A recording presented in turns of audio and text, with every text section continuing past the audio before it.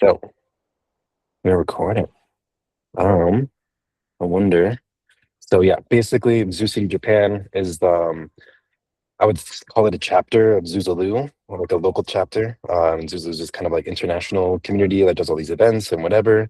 I specifically wanted to live in Japan, and I thought there was a great opportunity for us to be in Japan, and so I started building ZuCity Japan, which is specifically a city, and we're trying to make our own space in our own neighborhood, which I'll get into. But by me focusing on kind of like doing events and building community in Japan, I've now found all these other communities all across Japan, both like Japanese natives and also other foreigners that are kind of moving in into rural areas and buying Akias and building their own communities. So I figured I have all this information in my head, and just from like knowing people and things and being here, and people are always asking me like where can they go in Japan and like other communities they can visit and blah blah blah. And so I figured I would just make an app for it, so it's very easy to find. And that's kind of how we got it here. But first, I'll explain a little bit about myself because I don't think most of you actually really know my background. But I grew up in New York City, and that's kind of how I got into like communities and events. Let me refresh this. Cool. Typo's fixed. Um, and yeah, so basically, kind of found these really cool communities that were doing events and like social impact and all these other kind of things and entrepreneurship. And kind of really like the vibe and like the energy and whatever. So I tried to find more of it. And I became a digital nomad in 2018 and started traveling the world and kind of visiting all these various communities everywhere and living with them. And one of the first places I went to was Japan in 2015, and I worked on farms.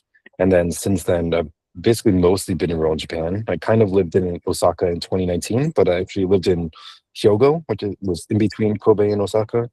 So yeah, I mostly just hang out with like oji-chans and bars and kind of walk around bamboo forests and visit shrines and go to random parties and places. And I did a count the other week, 21 of the 47 prefectures. I think there's 47. I forget the exact number, but basically I've been to a lot of Japan, and I really like it here. Place I've been to, and so that's why I want to start the community here. And then I also have this background in kind of crypto and protocol engineering and tokenomics and DAOs and like basically anything they can think of related to the blockchain space I've kind of done, except for actual like blockchain protocol consensus mechanism engineering. But that's also kind of I'm bringing that lens of like finance and economics to ZuCity Japan and all these kind of international communities, which is kind of why I started my own, is because I was trying to get them to be more financially and economically literate and have better models, and no one really wanted to do that. So I just created my own model and did my own project and kind of testing it out, which I'll get into later. And so yeah, now I've just been living in Nagano, which is where we are now, in Komuro, for almost a year and a half now, which is kind of crazy. I bought my house last December, well, 2 Decembers ago now. And then I moved in January 2025. So it's been about a year, and it just keeps getting better. It's kind of crazy. It's the best place ever. So yeah, it's a bit about me. So about ZuCity is by going to all these different international communities and events, I kind of realized one of the biggest problems is that there's not really permanence, and like you can't just like stay somewhere. And even if you find all these really cool people and they're doing cool stuff, and you're like, cool, I just want to extend this. Generally, you can't, because either it's like a fairly small place and they're just like renting rooms and they don't really have the ability, and they're like running it as a community and not a business, and so it's actually kind of losing money, so they don't want to get it bigger, so you can't really stay because it's only like the few core people that are actually like doing all this kind of free labor that are supporting everything and making it awesome that can like afford to live there because it's losing money and they can't bring in other people. Or it's just like a short-term event like pop-up cities with Zuzulu, and you're like, cool, that was an awesome 1 or 2 months, and like I want to just keep doing that, but you actually have to like pick up and leave and like go to another place, and then everyone scatters and does their own thing. So like, what if we actually have our own permanent neighborhood where we all just co-live together all the time, and we just own a bunch of houses? And then I picked a place where it's just super beautiful in the Japanese Alps, and we're surrounded by onsens, and we're like an hour from Tokyo, which is the biggest city in the world. And so I feel like it's basically zero trade-offs or compromises, where we still have access to the big cities and you can go do business and whatever. But also it's a super quiet neighborhood where you can walk around, and I know a lot of the locals, and people stop me on the street and then invite me to things and whatever. So yeah, like I mentioned, we got our first house, or I moved in beginning of last year. And then so far we've now accumulated 4 properties. We're closing on one property end of this month, and then hopefully another property end of next month. They keep getting delayed from paperwork. But they're all within a 5 or 10 minute walk of each other. So all very like tightly connected. Already starting to see like the network effect between having all these properties in like the same locale, where you can like do different things in different places, but then you still have access to all of them, and they very much support each other, even though they're their own independent spaces. And then we have a car, and we've done 3 gatherings so far in the past year and a half ish. And I think probably by now, at least 60, maybe 70 people have come to visit Comero in the past year and a half, which I think is, yeah, pretty solid. Mostly because I don't try to do events, which I'll get into in the next slide. But basically, I'm like bring all these awesome people from all these other communities that I've discovered, and then try to create like a better structure or unit for all of us to kind of coexist together and keep doing super dope stuff.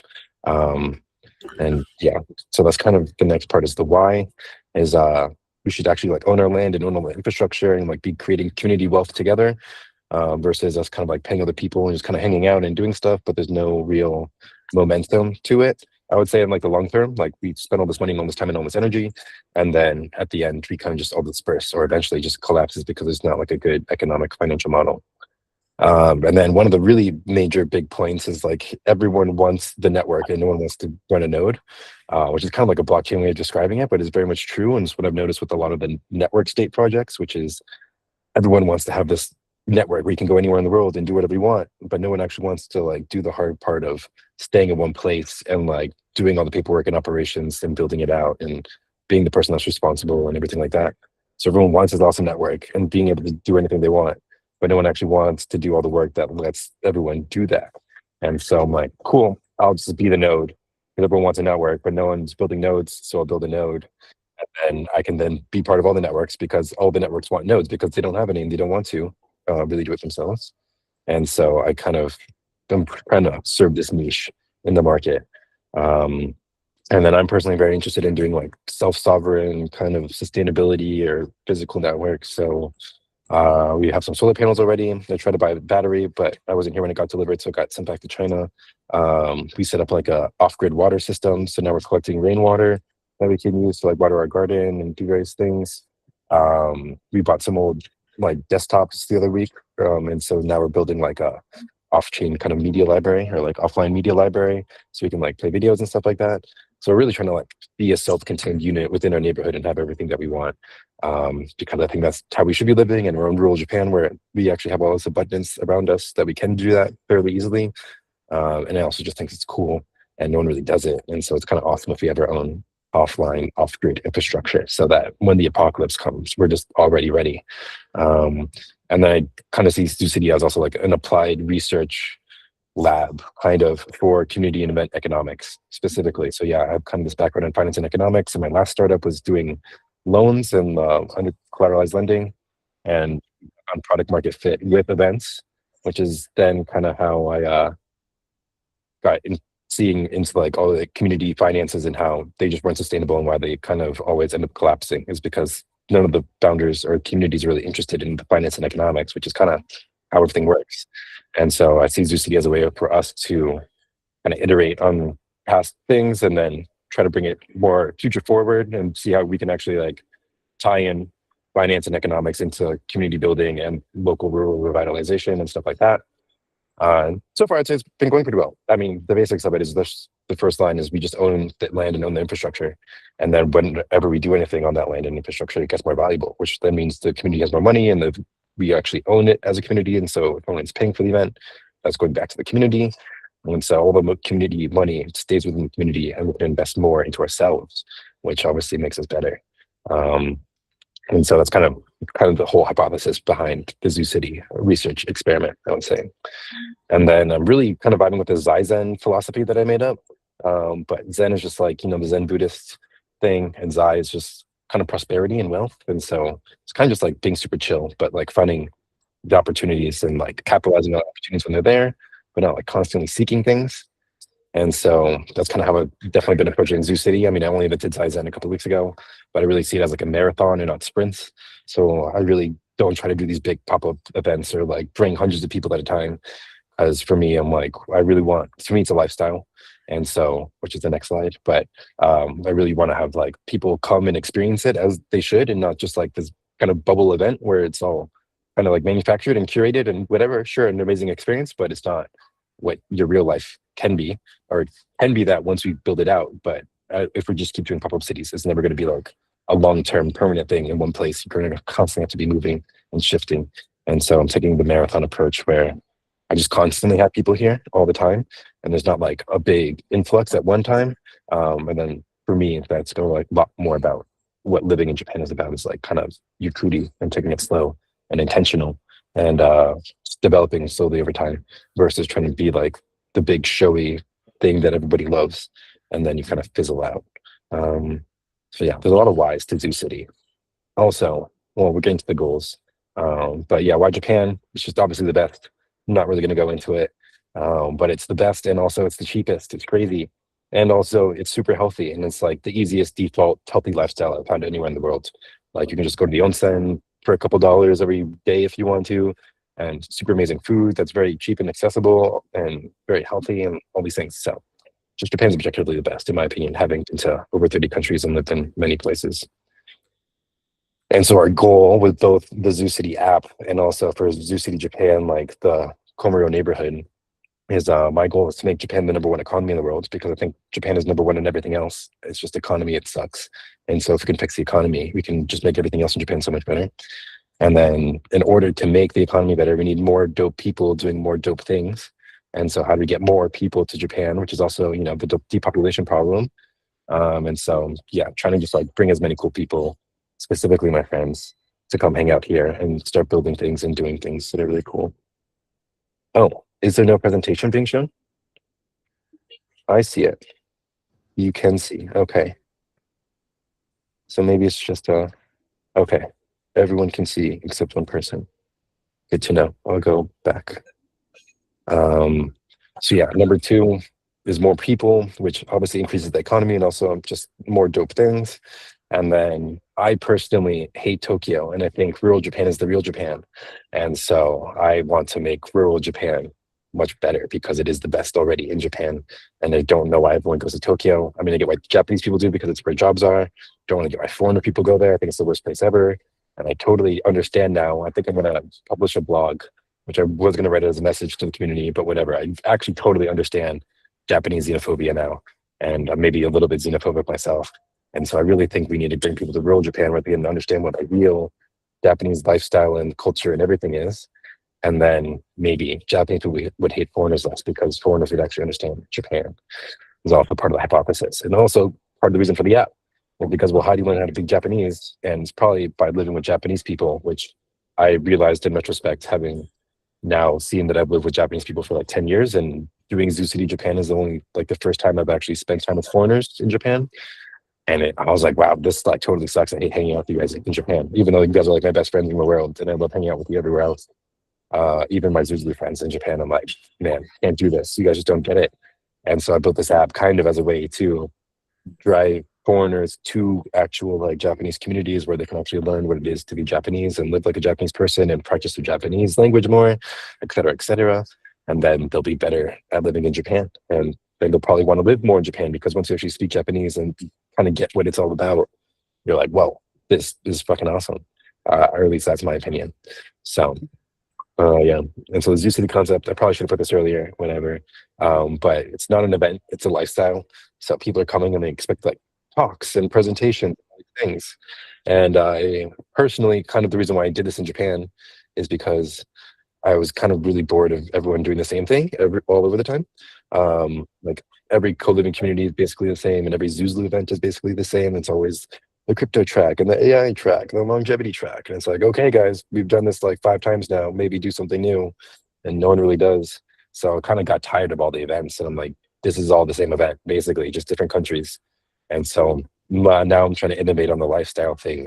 Anyone sort of like lifestyle design. I think Japan is just the place that we can have the best lifestyle.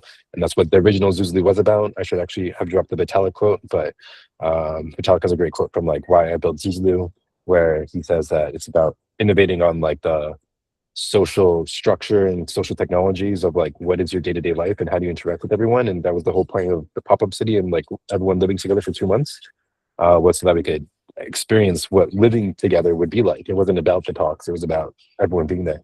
And I think we really lost sight of that as ZuZulu, as like an international movement or whatever. And so I'm going back to the lifestyle focus, and I think Japan's the best lifestyle. And also, you probably want to like own the house that you live in, so you can kind of see where we got to ZuCity and having our own co-living neighborhood. And so kind of the idea is just, yeah, come whenever you want. There's always something happening. It's maybe not like a conference event thing with hundreds of people, but we're always doing stuff. Like the other day, I went to this temple rave, super sick, but just had to be here already. Couldn't have just come here for an event because there wasn't an event. I was just here, found in this temple rave, went to it, met a bunch of dope people. That's just their life now. Isn't that crazy? And I don't know if anyone's heard of temporary autonomous zones, but it's like an old anarchist theory of having these spaces where you can have like an isolated identity. And so when you enter the space, you're kind of like this new person, and you can leave the space and be the old person, and you're who you are and how everyone interacts is should be different in the temporary autonomous zone versus outside. And I kind of see Japan as that. Like when I'm in Japan, I act Japanese and I try to be as Japanese as possible. And then when I go outside, I do whatever I want. And so I think that's just a generally good life practice, and I'm appreciating it because just the context switching and like how different Japan is from everywhere else, and like how disciplined and like focused and attentive and everything to be here. It is kind of a lot of energy, but I like how that's probably taking seriously getting plugins though. Yeah. We are getting serious about plugins local ecosystem. Like I am, at least in Japan, but definitely other places too. But yeah, you just can actually be a new person here. And it's kind of like a framework that you just slot into and just like, cool, I'm in Japan, I'm gonna be Japanese. And then I leave Japan and I'm like, cool, I'm gonna be Kiba again. And I really enjoy that. And it's been really helpful for me actually. Totally changed me as a person. And it's really fun. Because now when you leave, you're like, wow, I can do all these things again. And then I go a little bit crazy, but it's definitely worth it. Yeah. Crazy in a good way. Like I do too many crazy things.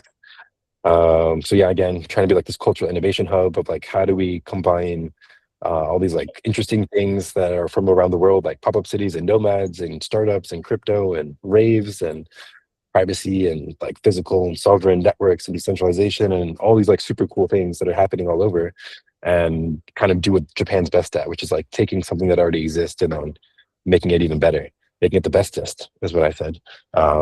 And I kind of see ZuCity as like one of those hubs where we can make that happen. A, because we have access to all the foreigners that are super smart and have all this like intelligence and research and background and whatever. And then also because it's like this specific dedicated space where we're like, cool, when you're here, you're going to be Japanese and we're going to help you be Japanese. And we're all kind of integrated into the Japanese culture. So it's a lot less of a shock or an effort for you as someone that's just coming in to be like, well, what do I do now? Like if you went to Tokyo, you're just like stuck in a city of 40 million people almost, and they're kind of just confused in general. And then you also don't really know what to do in the first place. So here we can actually kind of be this guiding force between both the Japanese people to like introduce them to foreign concepts and then how to improve them for the Japanese market or culture. And then also for the foreigners coming in of like, how do you be Japanese and how do you integrate here? And so kind of seeing it as this like melting pot, essentially, that's specifically focused on kind of improving both cultures, the nomad culture and the Japanese culture together. So that's like the real project, I would say. It's going well. And so, yeah, this has kind of accumulated in an app, which kind of started off as just me building my own app to manage like all the rooms I have and also the cars that we're buying and also the tickets for the events that we're doing. And there's no app that currently does all those things at once. So I'm like, fine, I'll just make my own. And then other people like Jane here, she was like, oh, hey, I have a house too. Can you have my house? And I was like, I guess I could do that. And then I asked my other friend who had houses, and I was like, hey, do you want to get added to this? And he was like, yeah, that's exactly what we need. And then I was like, well, I already have all these other people, so let me like find existing Japanese communities that are already there. And so I started scraping their websites. And so now we have over 150 different rooms and events across the country. Did you say something, Masa? No? No, nothing. Yeah, I just, yeah, you're saying. And so that's kind of how we got to the app. And I now see the value of the app being that it can introduce nomads to all these really awesome Japanese communities, and basically help with that integration process, not just in ZuCity, but in other places across Japan. Maybe you don't live Komuro, which I think is a mistake, but I could see that happening because all of Japan is super dope. So maybe you want to go live somewhere else. And so we have communities near you that you can find. And so if I specifically focus the app on rural areas, because again, I think that's real Japan. Tokyo sucks. No reason to show people that. Also, they're going to go there anyway. And so I really focused on Nagano, Hokkaido, and Kyushu, which are kind of, I don't know, in my opinion, like the best energetic spots in Japan, where there's just like a lot of cool stuff happening and they just have good vibes and they're interesting on their own and whatever. And then I also added various different communities that either I know or I've just heard of and they're publicly available online. So Address is probably the biggest one. I think like probably like 100 of the rooms or houses on the site right now are from Address. And I didn't even scrape all of their stuff. I only scraped from these three prefectures. And then majority.so is like a creative co-working kind of fab lab community in Tokyo. So they have gallery spaces and workshops and co-working spaces and a bunch of other stuff. And then El Alpha, which I don't think Santi's in the call, but they're this Hokkaido art collective that I'm friends with, and I am they're oh, what up? Yeah, I'll have a section at the end here. where you guys introduce yourself and go over everything. Um, and then yeah, we had Iroha from Tokyo. Like maybe they're thinking about doing some collaboration for Tokyo in September. What we were discussing is like how can we bring more people to ZuCity that are coming for Tokyo. And then yeah, I'm contemplating adding Four Seas in Chiang Mai in Thailand, just because we have a lot of whatever ideological similarities and beliefs, and also we're kind of like an Asian alliance, I would say, in the network state space, where we're like, I don't know, we definitely have like a similar wavelength that a lot of the other network state projects don't have. So maybe there's an alliance there. Who knows? So yeah, almost done with like the presentation, and then we'll go into the app. How are we doing the time? Perfect. Um, and so it kind of mixed Web 2 and Web 3. It started off as a Web 3 thing, but then I added all these other communities. And so it is probably like, I would think, a pretty good Web 2, Web 3 combo app where I actually just like link out to a lot of the other platforms and communities that they're already using because I just scraped them. So I'm like, cool, just go to them. And so it's very kind of agnostic, or it's an aggregator where it has every platform basically. You can use the smart contract that I built that has like me and some of my friends' stuff, or you can also find these other communities that have their own platforms, and then we just bring you to their platform and you just pay them directly and use their system. And I think it's fairly seamless, as seamless as it could be. Having to not coordinate and like have them listed in my contract and have multiple like platforms for everyone to manage their bookings through and whatever. So I think it's pretty good. And then also it accommodates, well, at least our smart contract accommodates everything. I guess the website too, where we can have events and also rooms. You can also have like equipment, like mainly cars, but theoretically other stuff. And there's also venue spaces if you want to like host an event instead of just getting a room. You also have venue spaces that you can find and use for your events. And we also scrape Luma. So again, like trying to make it super easy to just like find everything in all the communities. And so I'm taking a bunch of like whatever the weekly or daily events that are being posted from various different communities in Japan, and they are getting listed on the website. And then the super cool thing, which I'll show you in the demo, is that I made like a pretty sick calendar component. And so you can actually import all these communities' calendars directly into Google. And so you can be like, cool, I want to know every time Address does an event. And like you can just copy a link from ZuCity, and you actually don't even need to copy it, I think. It's just a button. And then it'll import into your Google Calendar. And now you have every single event that Address does going forward into the future, as long as my website is up and it's scraping stuff. Or you can do everyone's event all at once, or you can just do like rooms and bookings, which I actually designed it for the managers to know when people had actually booked a room with them. So it'll also show you any time someone books a room and like when it's reserved and whatever. So the calendar part is actually probably the coolest part, besides the awesome map that I made. And then I also made it super easy to check in. So there's a QR check-in thing, which I'll also show in the demo, but it's actually right here. But basically, yeah, once you buy a thing, you just get a QR code. Whoever you're like managing the community or whatever that you're visiting, they just scan your QR code in our app. Well, it just brings you to our app, and they could verify through the NFT and the on-chain stuff. And like, cool, done. You checked in, just the QR code. And yeah, what else? I mean, other kind of stupid crypto stuff. Like everyone gets an NFT. Theoretically, it's tradable. You can also block that from being traded if you want as a manager. And I made this super sick on-chain bitmap calendar, which I'm super excited about, and it's very awesome. And it's like it doesn't even use time. It's a calendar that doesn't use time, but honestly, kind of irrelevant. But it is a very efficient data structure. So we actually manage all of our bookings on chain, and it basically doesn't cost that much. I think it's about 4 cents per transaction, even managing all the rooms and everything in a smart contract. And then we can also do very cool data analytics, and I'll show you in the app, but like all of the data and kind of dashboards and everything on the app are built entirely from this bitmap calendar. It also means that we can do very cool tokenomic stuff theoretically later, because we can track every time someone's booking a stay and how long those stays are, etc., all in the smart contract. And so if we want to, we can do a thing where you stake your NFT or whatever, and we can verifiably prove that, like, sure, that ticket got confirmed by the manager, and so we can issue U tokens based on how many days you stayed. And because it's all on chain, we can actually do dynamic. So if your rooms are like less booked right now, like you have a lower occupancy rate, we can issue people more rewards automatically because all the data is on chain. And then once you have like a certain occupancy rate, we can reduce those rewards so people get paid less if there's already people there, et cetera, et cetera. So it's a pretty sick data structure. We can do a lot of cool stuff with it, but also it's just super efficient. And so it's very cheap. And I'm very pleased with it. And I put it at the end because I always go on about my Bitmap calendar. It doesn't use time, but it is amazing. Anyway, and there's also an API for everything going back into it too. So if you want to build your own website, which I'll go into next, basically all of the communities, all of the events, like things that are in my smart contract, things that I scrape from Luma, everything, I also expose through an API. So if you want to build your own website or build your own tool thing or whatever, you can just call the API and just get everything you want. And that's also separate from the calendar thing, which you can also import. It has an API. So if you guys want to actually check out the app, you can follow the link. I'm pretty sure that works. Actually, I didn't check it, but yeah, my calendar doesn't use time. It's pretty genius.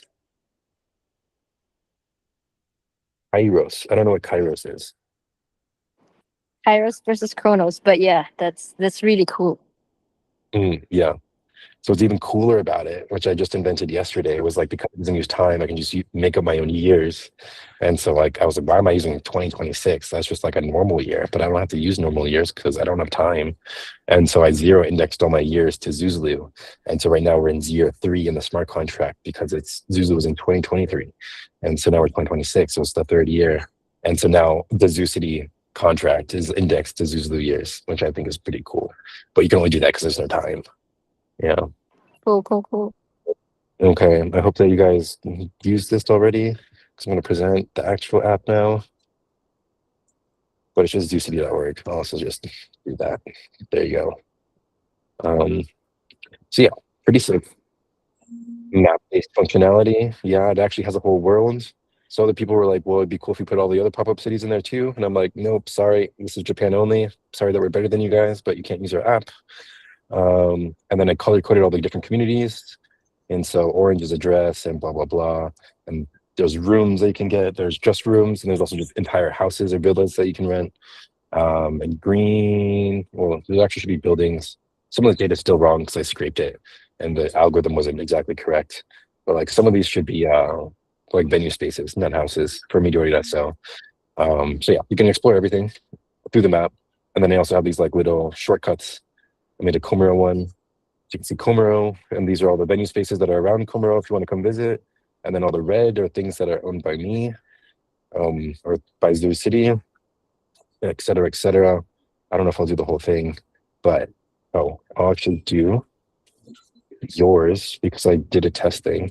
So just to give a little short demo on like how the app kind of works. So this is Jane's place. This is all still in testnet, by the way. But like you can see when I added Jane's place, you can see the days that it's already booked out. And so, okay, like I can't rent it then. I can like rent it there. You can also change the times over here, whatever. So we're gonna do these days. So you can see on those days that these venues are booked out. Pretty cool. And then you can also see on these days, if you hover, it actually shows how many people are coming and staying, how many rooms are available versus like how many tickets we sold, et cetera, et cetera. Again, that's all just pulled from the on-chain data. So if you like are wondering when you should come, these colors are an indicator of like how free and available the spaces are. So red would mean that it's like fully booked out or there's like a lot of people there. Green means that there's no one there at the moment. Currently no one's there at the moment because the contracts aren't deployed yet, actually. This is just still in testnet. And then we also have all the Luma events. So there's like this Luma thing that scrolls through everything at the top. But also they have the calendar view here on the bottom. And then there's actually a secondary calendar view, which up here, which is even better calendar. And so this actually, I would say, is like the main calendar thing. So right now, we're just showing all of the events for every community, but we can only do address theoretically if we want to. And I guess they don't have any events right now. Do ZuCity, there's that. And some of these aren't connected to a community, right? Like Fracton technically isn't a community inside the app because they don't have co-living spaces, whatever, but they are a community in Japan. So I index their Luma events. But yeah, if you want to just add your thing, well, let's do Alpha, for example. And so I also booked the room as an example on the test net. So you can see it's booked out here. And so I can also just save that and share a calendar, Google Calendar. And it's like, oh, hey, oh, oops. Maybe I broke it yesterday when I was doing stuff. Let's see. It's a different one. That's not LFL. ZuCity. Share calendar. Oh, man. Okay. I broke this yesterday. It was working, but you can see that it goes to Google and it just tries to import it. Classic live demo. It's expected. But you can just share this and then it will just pop up. I mean, it's kind of funny because I do actually have it in my calendar, which I will show you guys afterwards. It's not that big of a deal. But yeah, basically, calendar component's super sick. You can see all the rooms and the availabilities and across the entire country or just events or venues if you want to, right? These are venues. These are actually both my venues. I need to fix the tagging system for the other ones, et cetera, et cetera. You can also filter by city.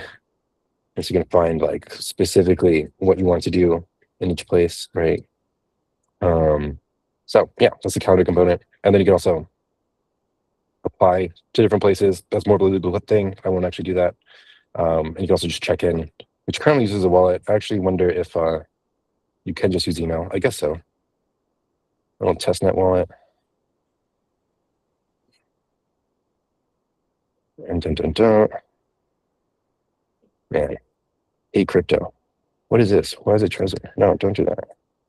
Okay, I'm on the wrong wallet actually. So it won't actually show things, but I'll do this, which you guys shouldn't see. Dun, dun, dun, dun, dun. There we go. Testnet wallet.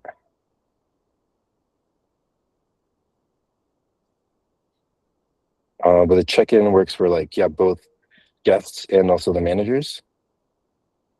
Oh man, what's a live demo breaks? Also, it's the main website.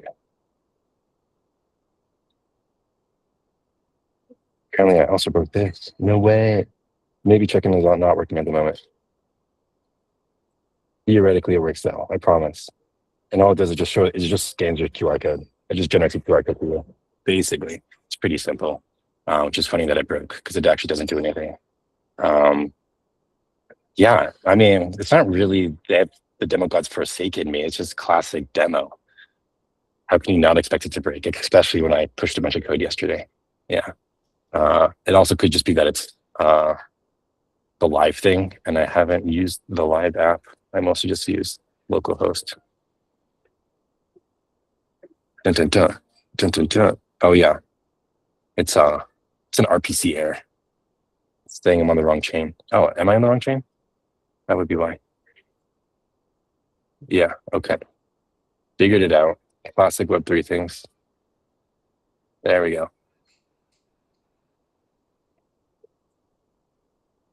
Cool. So this was from a bug. I shouldn't have a billion of these, but I fixed that.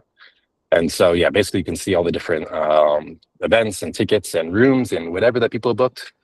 And right now I'm in the manager mode, right? So this is like my guests versus my receipts, but I'm the manager and also the person that booked it. So it shows up for both. But yeah, theoretically, if you're just a guest, you'll see all your things here.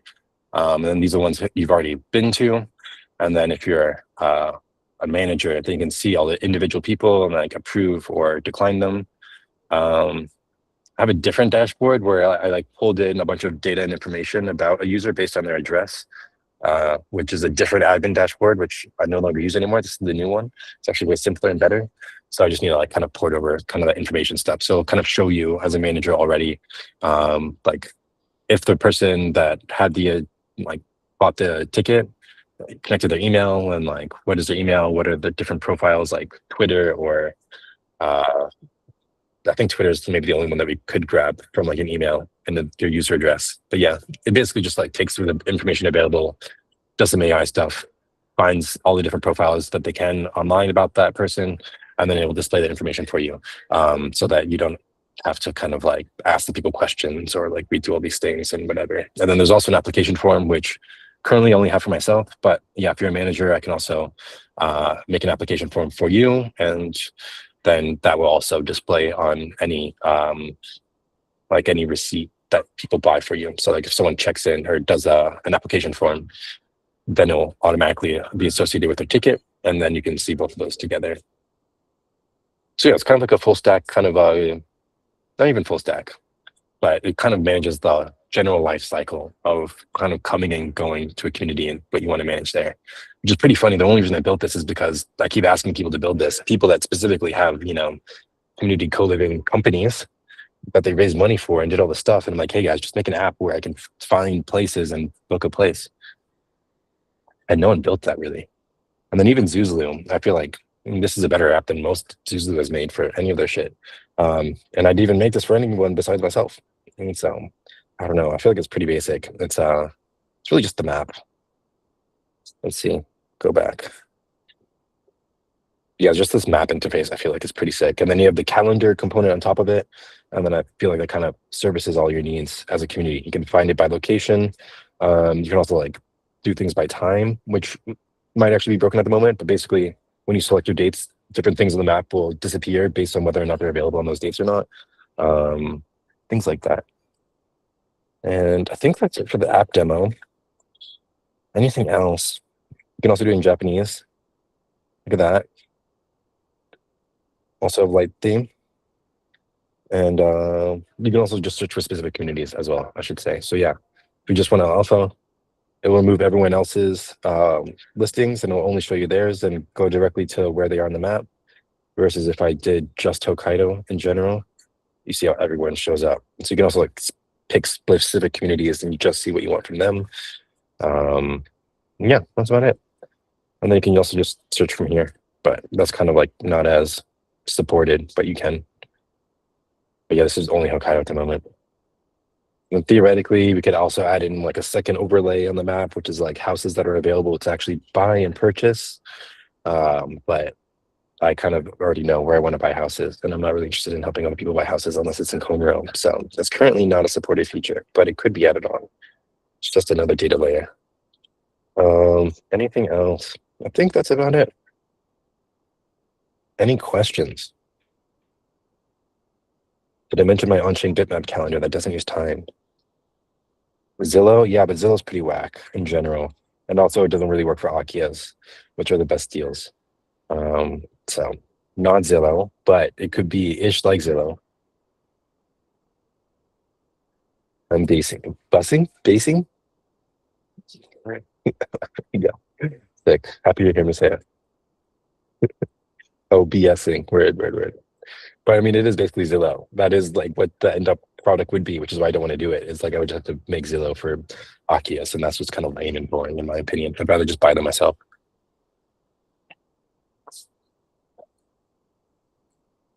What is ZuJPTT and how is this token structured? Well, it's a very simple structure. It's a testnet token. It stands for Zoo Japan Test Token. And currently the structure is I can just send it to you anytime you want, and then you can pay for my testnet bookings. I currently don't have a plan. Oh, this is the second part of the presentation though. So thank you for reminding me. How do I do this? Go back to presenting something else. Back to the presentation. Okay. Not done yet. How much time do we have? 15 minutes. Perfect.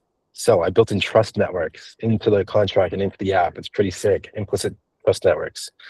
And so there's a vouching system. So other people can buy a ticket for you, theoretically, because we have this like approval thing, which I'll kind of get into, but this is kind of what the token structure is about, is I don't want to launch a token, at least for now. And so I was like, well, I'm sure all these other people or communities or whatever are launching tokens or going to launch tokens. And so I made it so that I can kind of like whitelist other communities' tokens and like set a specific threshold for how many you need to have. And then you get automatically approved inside of our smart contract for tickets and events. And you also can get community discounts based on how many tokens you have, et cetera, et cetera.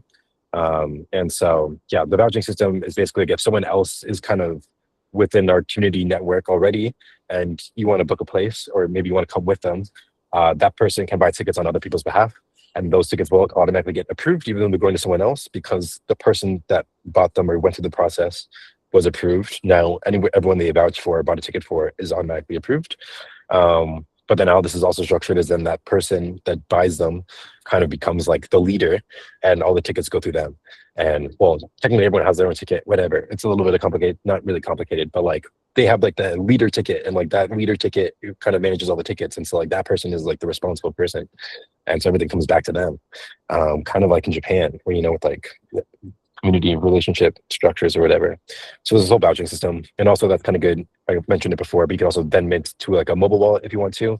Instead of a friend, you can like use it from your hardware wallet and buy the ticket, and all your money's still secure, but you put your mobile wallet as a recipient. And so automatically when you buy your ticket and mint it, it will go to your mobile wallet so that you can just pull it up and check in on your QR code.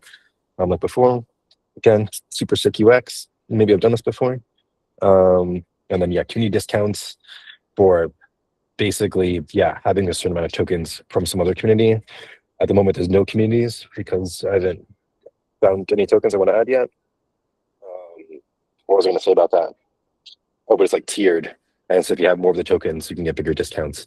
And also I can price the different communities in different ways. So I can say like, you need $1 million of the network state tokens, but you only need $100 of Zuzu tokens. And then those will get the same discount price because it's whatever, just how the math works, the algorithm. And so now I can kind of like direct money to different communities. Like let's say you want to come to ZuCity Japan and you want to get a discount, and then you have two options of which community to like buy their tokens to get the discount from. Like I can make one community more expensive to get the discount and another community less expensive. And so you're just going to buy the community that's less expensive because you're going to pay less money to get the same amount of discount. And so you're just going to give that community money versus the other community. And so I can also kind of direct money to different communities in different proportions in a way through this community discount mechanism, if people actually care about it or use it or whatever. Yeah. And then you also get bulk discounts. Kind of goes back to the vouching leader thing, which is if you buy together as a group, you get bigger discounts. But then like there's one person that's responsible and in charge of that whole community or that whole group of tickets. So that's kind of part of the trust network stuff. And then it was also open referrals, which is pretty sick. I didn't realize that until a couple days ago. But I kind of built it so that it's just kind of like a known standard framework in crypto where it's like anyone can just say that they are the referrer and then they can get a percentage of all the sales in the smart contract. And so I did that because I was like, cool, maybe someone else who wants to refer my properties to them. So I kind of built it for myself to have other people incentivized to sell my things. But now that I added other communities, it's kind of the exact opposite now, where now if other communities list on my smart contract, I have an incentive to sell their things through my website. And then because it's in a smart contract, actually anybody has an incentive to build a website like I did and then drive, room rentals or ticket sales to events that are in rural Japan. And so kind of I built a smart contract that kind of directly incentivizes people to promote communities and events in rural Japan, kind of accidentally. That was kind of the point, but I didn't really realize that I did it so well. And so, if you want to build a website, have the API, all the data is on chain, and you also get, currently it's 10%, kind of can fluctuate or be configured, but you can also get 10% of all sales, which I think is like pretty reasonable for a fee. It's neither high nor low. It's like pretty mid. I think it's good, solid. And then I also implemented bans network wide. So if you get banned, it's just like you get banned across everything. But the interesting thing is it's time scope. So you're kind of in prison to an extent. And so you can get out at some point. And then once you get out, then you can start doing stuff again. But if you're banned, you can't buy things, you can't sell things, you can't transfer your NFTs.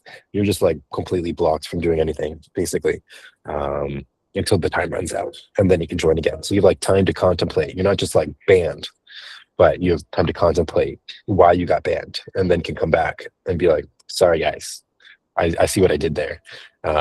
Whatever. Yeah. So I really, because Japan is also built on trust networks and reputation and everything, I try to build that into the contract. And also because, I don't know, I think it's just like a cool thing to do. And it's a good way to grow a community, because like you want to have refers and want to make it easy for more people to bring other people in, because that's how communities grow. And so I kind of built that growth mechanism into the contracts in various ways. But also the benefit, well, but now I can track everybody and I can see like, oh, well, this website is referring a bunch of people that I end up having to cancel a lot. And so I can just kind of add a bot that's like, if this person was referred by this site, I probably don't want them. And so just automatically cancel their ticket. So yeah, cool stuff like that. Any questions so far? A lot of talking. And also, other people are going to start talking now. Trust system, yeah. Rehabilitative justice is good. Yeah, I guess so. I mean, I don't really believe in that, but I also know that like just completely locking someone out is also not the best option. It's actually probably the worst option. It's just being like, fuck you, and like we hate you forever. And then that person's like, well, you hate me forever, so I might as well just keep being a dick. Versus if you're like, you can come back after some point, and then they're like, okay, like they've given me an opportunity, a second chance or whatever. Let me act properly this time. Yeah, big picture. Have to think in systems. Yeah. Small rules add up to big consequences. So but I really don't believe in second chances. I'm actually like totally anti second chances now. I think we should really be more violent towards people, but that's my own opinion. So next is the community intros. So there's a bunch of other people that I've now listed on the website. And so kind of what I see the purpose of the website now is no longer like a ZuCity app. It's more of like a rural Japan promotion distribution app. And so I'm trying to get as many people to go to as many of the communities in Japan as possible. So I figured give them an opportunity to introduce themselves and say who they are and like what they do and what the community is about and what you can do when you go visit them, et cetera, et cetera. So I kind of started with Zoo City, and I don't know. We can go in the order that I put these pills in. It's not that that was a specific order. The AI generated it, but that might be easier. I think we have every. I think we have someone from each of these communities here. Maybe not Centrum. Yeah, Santi, if you want to start. Hi. Hi, everyone. Um, Logging in from our house in Hokkaido. Our project is called El Elfa. So this stands for Experiential Locales, Experimental Laboratories, Foundation of Art. And basically, we started as a group in Berlin. We are very much a dedicated group of artists, ranging from contemporary modern art to filmmaking. We kind of cover all the bases in between there, so it's pretty wide. Um, and yeah, we actually our project started um, with a Soviet nuclear warhead bunker about 1 hour outside of Berlin. We came up on this bunker about 4 years ago now, and we got a contract to convert it into an artist space, an artist community, studio spaces, rave space, etc. And we've been developing that project, as I said, for the past 4 years. Definitely check us out. That project is called Object with a K, Object 4000. And you can find us at object4000.com or on Instagram at object4000. And then basically we grew from there, and we bought our first house in Japan. We bought our first house in Japan about, I guess it's now 2 years ago. Yeah. And it's been slowly building. Here are yeah, as I said, we're about 1 hour outside of Sapporo in ski country. We're like probably 30 to 40 minutes from 4 different ski mountains. And our goal here is basically to develop different studio spaces. So for example, am I mean, I work in multidisciplinary art, but my first goal here, we already built a music studio. And so now my second goal is to build a metalworking studio. Actually, it's the same in Berlin.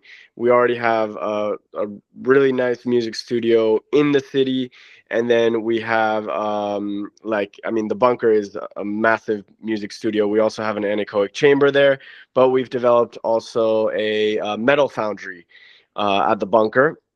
And so that's step number 2 here in Japan, is also to make a metalworking studio and a metal foundry to melt metals and create basically bronze cats and stuff. So I'm actually just waiting on the furnace to come in. And our main goal basically is like we're very much thinking on a global scale. We have partners all over the world who are sharing their homes, and the goal is to build a global art residency program. So currently, our homes are the bunker in Berlin, the house in Hokkaido. We have a house in the Canary Islands. We have 3 houses in Brazil, in the Amazon, on the Atlantic coast, and in Sao Paulo. We have a house in Miami, California, and right outside the city of New York. And we're very much arts focused, as I've said, contemporary arts focused. Um, and our next goal is basically finding the funding to be able to just start offering open call artist residencies for global artists. Um, I want to keep this short because I guess there's other people. So definitely just you can add me at my personal Instagram, which is sofa loader, like sofa as in couch, and loader like loading couches. um, and you can check out our website, which is still kind of in demo version, but it's LELalpha.com. That should be fully up and running within the month. Thank you for posting that. And yeah, like we're really excited to kind of start offering these open calls, start getting funding, and we're already open for guests. So definitely, if any of those locations, whether it be the deep Brazilian Amazon or Hokkaido or Berlin, sound appealing to you, definitely hit us up. We're open on a kind of informal basis, but we're definitely open. Anything else that I'm missing? Anyways, I'm just happy to be part of the platform because it definitely kind of opens up to a different community. I think a more kind of like tech-centered community, which we're definitely happy to collaborate with. We're all kind of arts focused. So we're happy to start getting a bit more techy and start also, like, that's kind of one of our main goals, is to start putting start like tokenizing our projects and start uh making it kind of a DAO type organization behind the scenes, so that we can actually give incentives to participants and audience members. And so that's it for me. Hope to connect with you online, and I'm excited to hear from the other projects.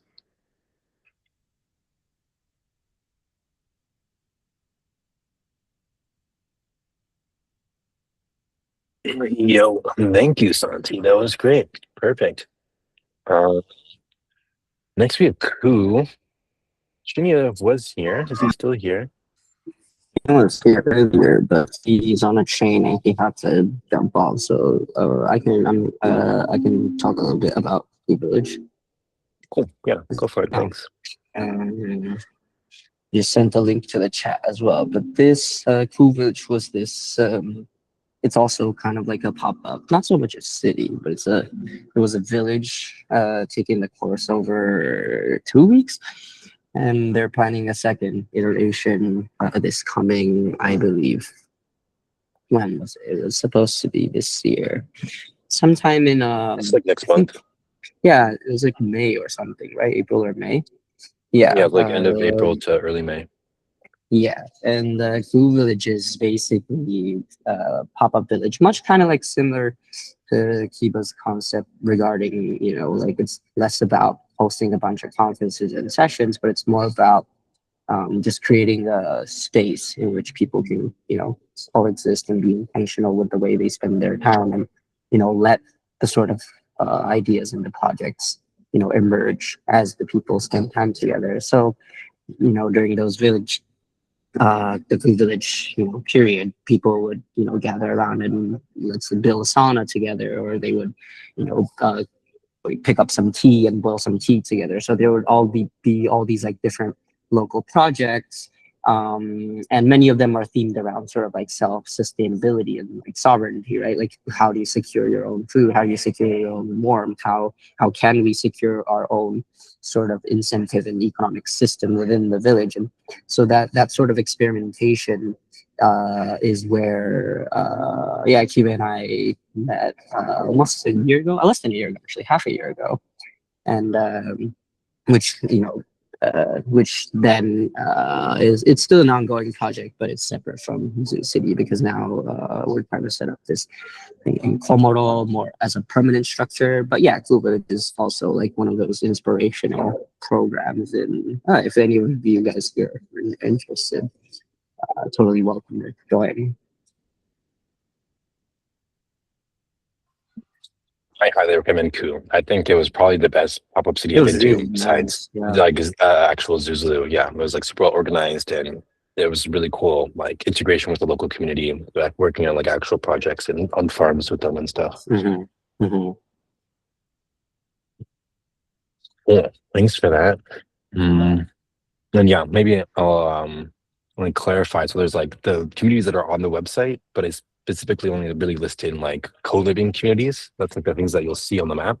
And then I scraped a bunch of other community events and stuff, but I usually don't have them as like a category or as their own thing if you can't actually stay with them. So I think I have cool like Luma events being scraped, but you won't find them on the map because they're not on the map. They don't have a place for you to stay at the moment. Just clarifying. Yeah. Is Ryu here from Koga Fukuoka? He was here.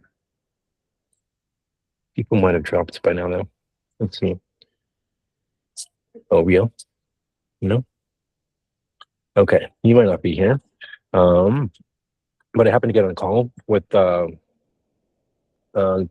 co-organizer or founder, or don't know exactly like what the title is, of Koga Fukuoka, which is that was the biggest pop-up city in Japan. They started last year, and I think he said they had like 2,000 people or something over the course of the month. And it was co-organized or sponsored, whatever, by the Fukuoka city government as well. And now they're turning it and also into like a more permanent establishment where you can kind of go all year round as like a startup hub-based community. And so it's kind of funny, actually. I scripted a bunch of listings, and the Fukuoka guy also has his own personal kind of co-living community space on Goto Island, which is nearby Fukuoka. And I'd already scraped it, but he was like, "Oh, hey, can you add me to your website?" And I'm like, "Well, is this you? Because it looks the same." And he was like, "Oh yeah, that is me. And you already have me." And I was like, "Oh, sick." The scraping, the AI agent did its good job. But yeah, so I'm talking to Kola Fukuoka because obviously a lot of us here are like crypto people, but there's always kind of this conference circuit of like people that are going to events that are all near each other around the same time. And I happen to be doing my pop-up cities in September, and Kola Fukuoka happens to be doing their thing in October. So some of you guys were in the Telegram last year, and I was kind of promoting a bunch of other events that were happening after the ZuCity pop-ups, which was in September. And I promoted like the Ku one, Kola Fukuoka, and there was also like a cinema hackathon. And so we're kind of trying to figure out how we can use all these different communities that are all doing their own thing as a way to also like funnel people and money towards each other, so that we kind of capture more value and more kind of like human people and hours when they come visit. And so kind of interested to see how that plays out. We don't have a plan on using our smart contract or anything like that, but we're just like listing them on the website. Again, the website's all about distribution and promoting communities at this point. So yeah, and I think they're probably like the best pop-up or the biggest pop-up city you can go to in Japan because it's government sponsored and they're like trying to make it a startup hub, innovation hub, whatever, versus both Ku and myself are much more kind of like chill, rural, doing our thing, trying to be self-sustainable, and less about like bringing in world-class entrepreneurs to start million-dollar companies. Who else do we have? Then we have East Tokyo and Centrum. I don't know if Seiya joined, but maybe you can do those too, huh? I can talk about Eve Tokyo. Um, Okay. I can also do and I think Centrum then after that. Yeah. cool. Hi guys. Eve Tokyo is it's a annual gathering that it's like much like the other Eve events. The Eve Tokyo has been running for the past 3 years since 2023, 2024, and 2025. We had 3 iterations so far, and the past 3 times we've focused mainly on the conference and the hackathon sort of path, very orthodox conference style. And this year, what we're expecting is a little bit. We still have the hackathon and we still have the summit with the speakers and everything, but we're also trying to sort of, what can I say, make the event a little bit more organic and also wide ranging and inclusive in terms of who we attract. So not just necessarily cryptographers and ETH professionals. Of course, I mean, they're going to be the center of the conversation for sure, but uh, because Ethereum as at this phase where we think that, it's beyond just like this sort of self-contained blockchain ecosystem, but now we're trying to really onboard real life assets, and with that comes real life governance, and how that all becomes interrelated with local ecosystems and governing villages and all these attempts at converged to city, so on and so forth. So a lot of the program is still in the works, but we're expecting a lot of flea market and OTC meetups in addition to the conferences and the hackathons, and we'll probably have parties and retreats. So yeah, keep an eye on the official channels, and I'll keep everybody posted on updates about this year's ETH Tokyo. It will take place on the third week of September, from the 19th to the 27th. And it's going to be like a variety of different events and occasions hosted by varying players in the local ecosystem. Yeah, that's about it for me. Sick. Yeah. And yeah, ETH Tokyo is happening in September, which is when the ZuCity pop-up is happening. So maybe Mhm. September is a good time for everyone to come because there's so many things happening. And then there's Colif Yeah. Fukuoka after that. For So sure. It's going to be wink, a lot wink. of, yeah, almost has a lot of on-temps we can definitely enjoy after East Tokyo, and sort of as a sort of, what do you call, like a relaxing experience too. Mm. A lot of planning in the works. You know, it's kind of like the Aspen after ETH Denver, essentially. Mm-hmm. All right. And then, yeah, exactly the same. We're trying to do a bunch of Japan stuff before DEF CON in India, because everyone's going to be over here. I mean, there's already like an Asian circuit, but if we can make it a full Japan circuit, that would be dope. Yeah. Cool. And then we're a little bit over, so I'll just quickly introduce Centrum, which I don't know too much about, like Centrum itself. So yeah, anyone feel free to correct me. But it started off as like an event space or community space in Tokyo that hosted a bunch of things, and then it closed down during COVID, as many things did. And so now they're kind of rebooting it as a co-living house in Tokyo. That kind of more, I think, does like builder residencies to extent, where they're inviting people that are actually like building things in the space or doing research, specifically crypto, and you can stay for like, I think, minimum 1 month, and just kind of like live in the house and kind of work with the other people. It's a pretty good vibe. They're definitely more on like the cypherpunk side than like crypto degen or finance bro side, so I like them. They're pretty chill. And they potentially will be listed on the ZuCity website. So you did have a condition that like he only wants it so that people can only book minimum 1 month. And so I actually did modify the website and the contract to allow that, which I should have done anyway. Now that I'm adding new people, I should let them do their own thing. But I haven't actually contacted him since I updated all those things. But potentially you'll be able to book that through our website too at some point. We'll see. Dun dun dun, gonna drop out. Yeah. Thanks for coming, Mark. Thanks for coming, everybody. We're going to close it out. If you guys have any questions, I can take them now. But I also dropped the Telegram link to our group chat, which we're always doing stuff in if you want to come visit or anything. I also post sneak peeks about the app and things that are going on and events that I find and whatever. ZuCity group chat. Okay. Cool.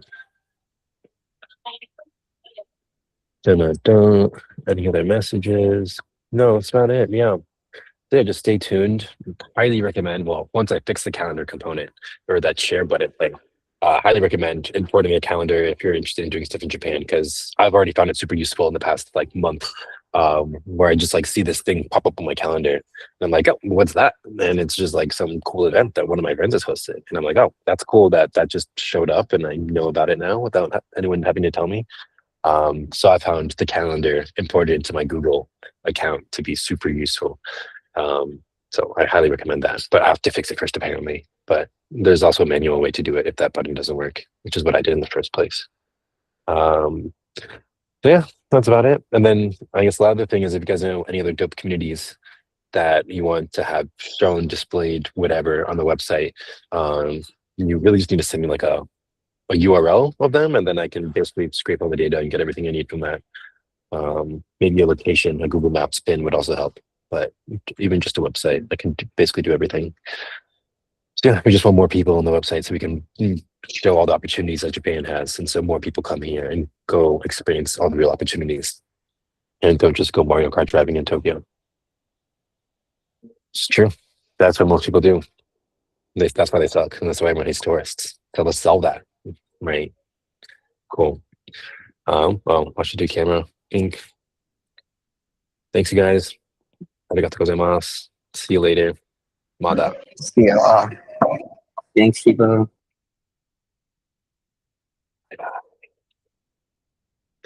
Cool. Oh, they're good. Bye bye. I have to stop recording. Stop.